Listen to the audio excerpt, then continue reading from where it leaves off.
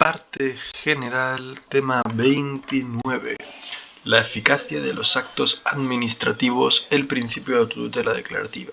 Condiciones: la aprobación por otra administración, la demora y retroactividad de la eficacia. Vale, pues vamos a empezar hablando de la eficacia de los actos administrativos. El principio de autotutela declarativa. Entonces, la construcción doctrinal de esta eficacia lo tramos desde diversas perspectivas. Una de ellas es que la ejecutoriedad de los actos administrativos suponen la autosuficiencia de la administración para decidir o ejecutar lo decidido. Otros hablan de que el acto administrativo y la ley son pilares del derecho administrativo.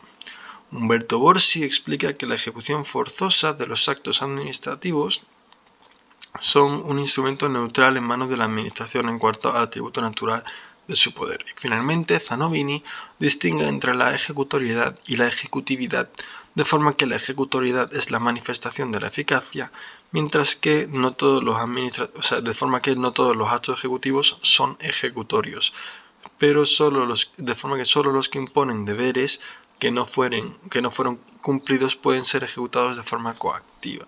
Entonces, encontramos que la ejecutividad va a ser para aquellos actos que no se han cumplido adecuadamente y por lo tanto hay que acudir a la vía ejecutiva, mientras que la ejecutoriedad simplemente es la manifestación de la eficacia. Luego, la eficacia de los actos administrativos, bueno, pues vamos a empezar hablando de diferentes cosas, pero sobre todo de la presunción de legitimidad, la eficacia directa o indirecta y las posiciones doctrinales negativas. Luego, entonces, tenemos que empezar con la presunción de legitimidad, y es que para analizar la eficacia tendemos a dos cuestiones: el momento en el que comienza a producir efectos y las prerrogativas con las que cuenta la administración en orden de su realización. El artículo 39 de la Ley 39/2015 consagra la presunción de legitimidad de los actos al establecer que los actos de las administraciones públicas sujetos al derecho administrativo se presumirán válidos y producirán efectos desde la fecha en que se dicten, salvo que en ellos se disponga otra cosa. Es decir, por lo general producen efectos de forma inmediata.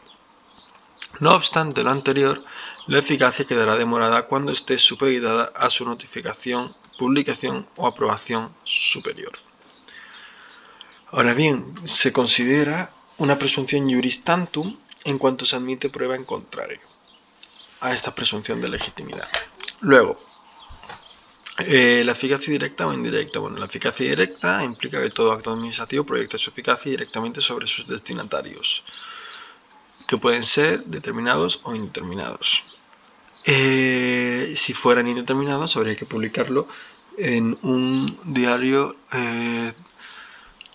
oficial, ya sea de la provincia o de la comunidad autónoma, etc. Y si la eficacia indirecta es que en algunas ocasiones los actos proyectan su eficacia sobre personas que no ostentan la cualidad de destinatarios, pero que pueden ser interesados en el proceso, o por ejemplo las oposiciones.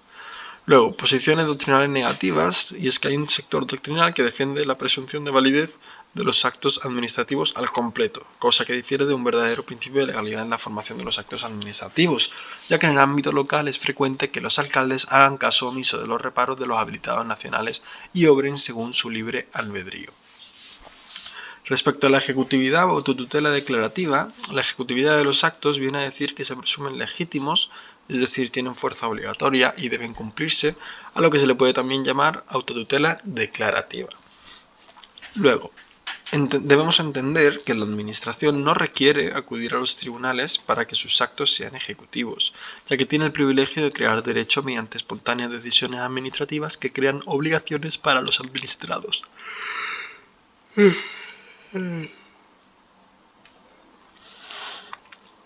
Este privilegio corresponde a la autotutela declarativa de los actos administrativos, y por ello entendemos la autotutela declarativa como el principio en virtud del cual los actos administrativos constituyen declaraciones o decisiones capaces, por sí mismas, de crear, modificar o extinguir situaciones jurídicas subjetivas de sus destinatarios, sin contar para ello con el concurso de órganos judiciales y con independencia del consentimiento del sujeto destinatario de tales decisiones.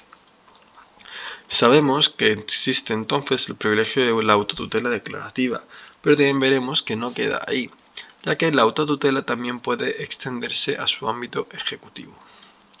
Respecto a las condiciones, la ejecutividad de los actos administrativos está sujeta a las siguientes condiciones. No es extensiva en los actos del derecho civil o laboral, ya que cada jurisdicción tendrá su competencia en esos ámbitos. La autotutela no exime a la administración pública de la motivación del acto ejecutivo. Es procedente que el acto administrativo haya sido notificado en tiempo y forma al interesado. Cabe que la eficacia del acto ocurra antes, en el momento o posterior a su notificación, y la ejecutividad no implica que esté eximida de un control jurisdiccional de su actividad.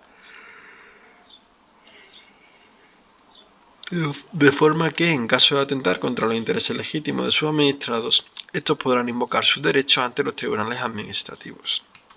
Al margen de lo anterior, consideramos que la ejecución inmediata de un acto administrativo es un hecho relevante desde la perspectiva del derecho a la tutela judicial efectiva, consagrado en el artículo 24 de la Constitución, ya que la tutela se satisface facilitando que la ejecutividad pueda ser sometida a la decisión de un tribunal. De este modo, con la finalidad de que la administración pública no asuma la posición de juez, ya que eso es el poder jurisdiccional, se le impide ejecutar sus propios actos antes de que el órgano judicial se pueda pronunciar sobre su suspensión. Luego tenemos la aprobación por otra administración. Y aquí hablamos de los procedimientos bifásicos y de la tutela o control de las entidades locales. Entonces, el artículo 39 de la Ley 39/2015 dice que la eficacia puede quedar demorada por estar supeditada a la aprobación posterior, lo cual constituye una manifestación típica del control de unos entes superiores sobre los inferiores. El artículo versa de la siguiente forma, y es que el acto administrativo en cuestión se presume plenamente válido de inicio, pero no produce efectos en tanto no reciba la aprobación del ente superior. Es decir, el acto puede haberse hecho con todas las formalidades requeridas, pero que no devenga eficaz hasta que se cumpla esta condición. Entonces, la aprobación superior del acto no afecta a la validez, como hemos dicho, sino que el acto aprobante y el aprobado son complementarios, de forma que la mera aprobación no implica validez o invalidez de la formación del acto inferior. A este tipo de procesos se le llama procedimiento bifásico, siendo la primera fase el dictado del acto y la segunda su aprobación. No debemos confundir este proceso, que requiere aprobación posterior, con el de autorización por parte del superior, ya que el primero se autoriza y ya luego se dicta el acto.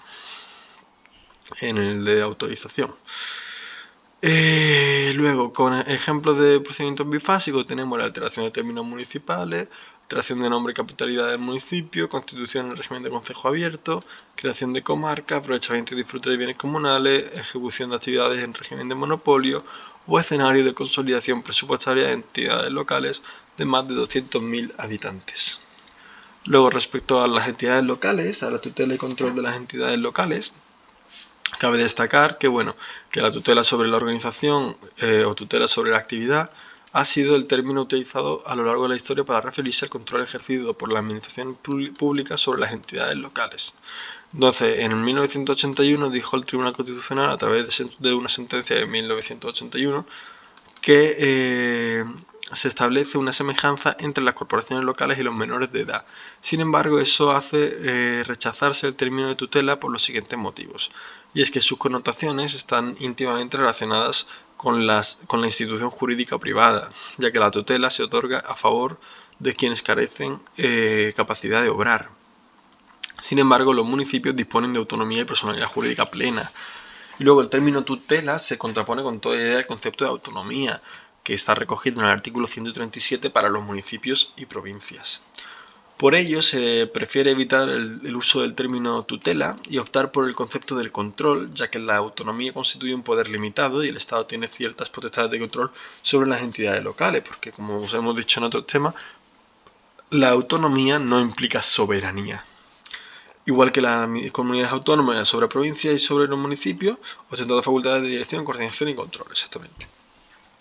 Luego, tenemos la demora y retroactividad de la eficacia. Entonces ya este es el último punto.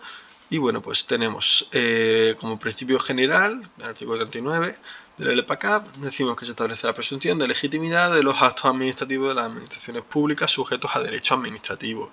Se presumen válidos y producirán efectos desde la fecha en que se inicien, salvo que en ellos se disponga otra cosa. Aquí se desprende la posibilidad de que la eficacia del acto se retrase o adelante respecto a la fecha indicada. Luego, la demora o eficacia aplazada. Dice el artículo 39 de la LPACAP que la eficacia quedará demorada cuando bien lo exija el contenido del acto, bien esté supeditada a notificación, publicación o aprobación posterior.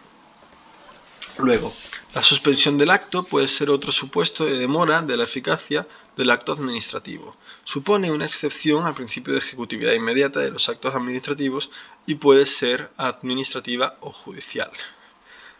Entonces, dentro de este apartado vamos a ver, dentro de la demora, vamos a ver la suspensión administrativa o la suspensión judicial. Entonces, dice el artículo 117 de la Ley 39/2015 que la interposición de cualquier recurso no suspenderá la ejecución del acto impugnado, salvo que la ley diga lo contrario. Ahora bien, el órgano que resuelve podrá suspender la ejecución de oficio o a instancia de parte cuando la ejecución pudiera causar perjuicio de imposible o difícil reparación o se fundamenta en alguna de las causas de nulidad de pleno derecho del artículo 47 de la LPACAP. Entonces, la ejecución del acto impugnado se entenderá suspendida si transcurrido un mes desde que la solicitud de suspensión haya tenido entrada en el registro, el órgano no ha dictado y notificado resolución expresa. Asimismo, en virtud del artículo 67 de la Ley Reguladora de Base del Régimen Local, pilar básico para las entidades locales, su regulación, dice que si una entidad local dictará actos que atenten gravemente al interés general de España, el delegado de gobierno podrá suspenderlos y adoptar medidas pertinentes para la protección de dicho interés. Respecto a la suspensión judicial, tenemos en la Ley de Régimen Jurídico de la Ley Reguladora de la Jurisdicción Contenciosa Administrativa, del 98 tenemos que los interesados podrán solicitar en cualquier momento del procedimiento la adopción de medidas con el fin de asegurar la efectividad de la sentencia, como la suspensión de la eficacia del acto impugnado. La suspensión podrá denegarse cuando de esta pudiera seguirse perturbación grave de los intereses generales, debiendo el juez ponderar los derechos implicados. Y la suspensión estará en vigor hasta que recaiga la sentencia firme, decisora del proceso.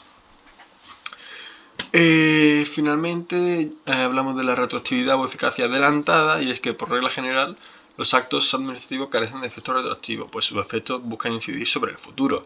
¿Qué pasa? Que en el artículo 39.3 de la LPACAP se establece que de forma excepcional podrán otorgarse eficacia retroactiva a los actos cuando se dicte en sustitución de actos anulados, siempre que los supuestos de hecho necesarios existieran ya en la fecha a la que se retrotraiga la eficacia del acto, y ésta no lesione los derechos o intereses legítimos de otras personas. Por ello, la retroactividad en este ámbito sigue las siguientes características, y es que va a tener carácter excepcional, facultativo, abarca la nulidad y la nulidad. Dentro de los anulables incluyen los anulados por administraciones públicas y por la jurisdicción contenciosa administrativa, y la retroactividad no puede lesionar derechos o intereses legítimos de otras personas.